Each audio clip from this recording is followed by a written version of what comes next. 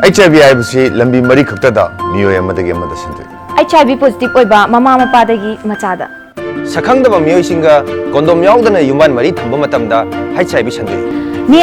अमगा यतुम सिरिन वाइदुना सिजनबदा HIV संदोई अना लायंग द इकाप मतमदा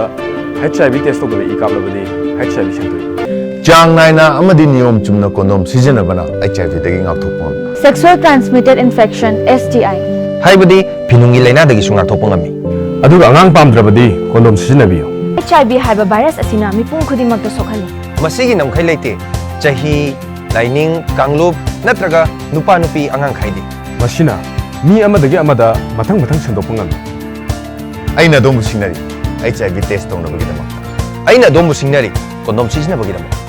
अइना दोमु सिंगनरी नसाबो HIV दगी कंजनबा HIV AIDS की मरमदा हेना कुपा मरन खंगनबगीदमक एड्स टोल फ्री नंबर 1097 दा फोन तौबी इंग्लिश हिंदी नत्रगा मणिपुरी द वरी साबा यागनी नाको एड्स एप सु डाउनलोड तौबियु अमदी सिजनबियु